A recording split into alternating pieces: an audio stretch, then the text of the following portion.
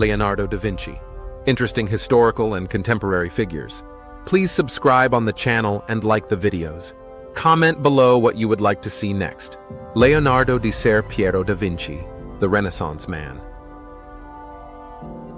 Leonardo da Vinci was born on April 15, 1452, in the small village of Vinci near Florence, Italy.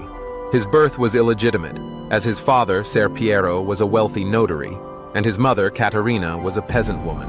Despite his illegitimate status, Leonardo was taken in by his father and given an education that allowed his genius to flourish. As a young boy, Leonardo was curious about the world around him, always observing nature, animals, and people. His curiosity and natural talent in drawing led his father to apprentice him to Andrea del Verrocchio, a prominent artist in Florence.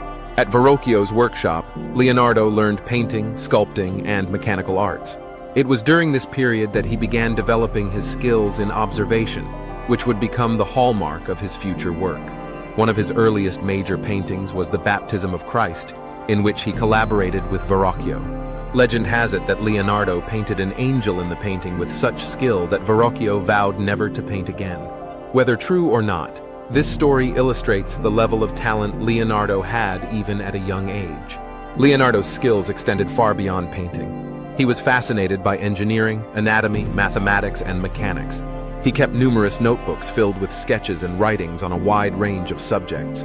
In these notebooks, written in mirror script, he documented his thoughts on everything from flight to hydraulics, from human anatomy to the nature of light. His sketches were often accompanied by detailed notes, written in his unique, left-handed mirror writing style, which has intrigued scholars for centuries. Among his many talents, Leonardo is perhaps most famous for his two iconic paintings, The Last Supper and Mona Lisa. The Last Supper was commissioned for the refectory of the convent of Santa Maria delle Grazie in Milan. This large fresco captures the moment when Jesus announces that one of his disciples will betray him, and it masterfully depicts the emotions and reactions of each of the 12 apostles. Leonardo's use of perspective in this painting creates an illusion of depth, drawing viewers into the scene as if they were sitting at the table. However, the painting's technique was flawed.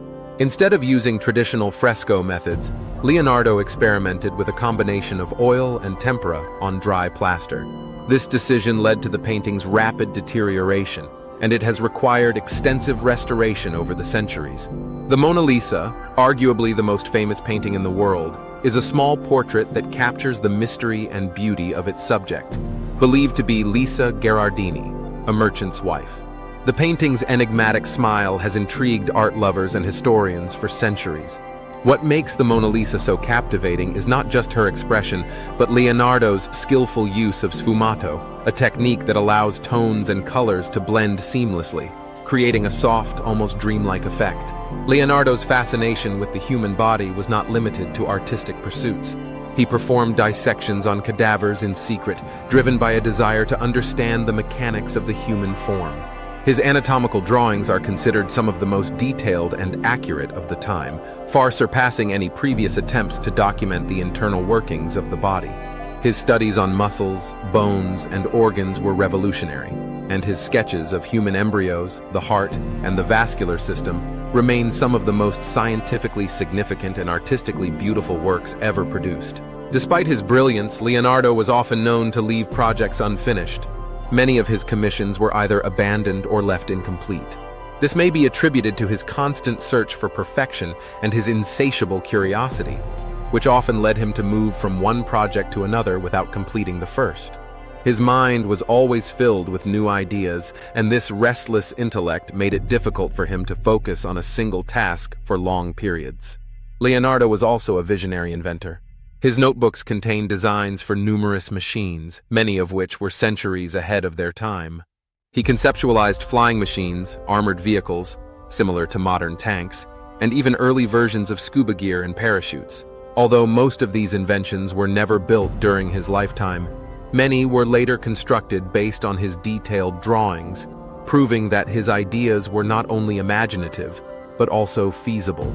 His fascination with flight led him to study the anatomy of birds and bats, sketching designs for a human-powered flying machine. Though none of his flight designs ever took to the skies, His work laid the foundation for future aviation development. During his lifetime, Leonardo worked for some of the most powerful figures of the Renaissance, including Ludovico Sforza, the Duke of Milan, and King Francis III of France. In Milan, he produced a variety of works, ranging from artistic masterpieces to architectural designs and military engineering projects. He designed fortifications, canals, and war machines for Sforza, blending art and science in ways that were groundbreaking for the time. His work for the Duke cemented his reputation as a polymath, a master of multiple disciplines. Leonardo's contributions to the study of nature, particularly his observations on water, light, and the human form, influenced not only his contemporaries, but also generations of artists and scientists who followed. He was particularly interested in the movement of water, which he studied extensively, leading him to propose designs for advanced irrigation systems and even ideas for the construction of underwater cities. His later years were spent in France, where he became the court painter for King Francis I. The king admired Leonardo greatly and offered him the Château du Clos Lucé, a mansion near the royal palace at Amboise, where Leonardo spent the final years of his life. Though he was no longer as active in painting, he continued to work on various projects and sketches until his death on May 2, 1519. His final resting place is in the Chapel of Saint-Hubert, located in the grounds of the Château d'Amboise. Leonardo da Vinci's legacy is that of a true Renaissance person whose interests and achievements spanned the breadth of human knowledge. He epitomized the ideals of the Renaissance: a thirst for knowledge, an unwavering dedication to understanding the world, and a belief that art and science were not separate fields but two halves of the same whole. His work has inspired countless artists, scientists, engineers, and thinkers, and his life story is a testament to the limitless potential of human creativity and intellect. Leonardo's genius lay not just in his mastery of multiple fields, but in his ability to see the connections between them. He believed that art and science were deeply intertwined, and his work reflected this philosophy. Whether sketching a bird in flight or designing a hydraulic pump, Leonardo approached each task with the same meticulous attention to detail and a deep understanding of the underlying principles at work. His legacy lives on not only through his famous artworks, but also through the countless inventions, ideas, and discoveries he left behind in his notebooks.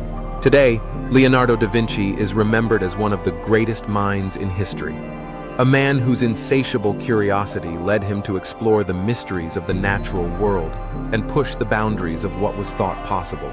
His life and work continue to captivate and inspire, proving that true genius knows no limits. Thanks for watching. Don't forget, subscribe and like the videos. Bye. Fordu.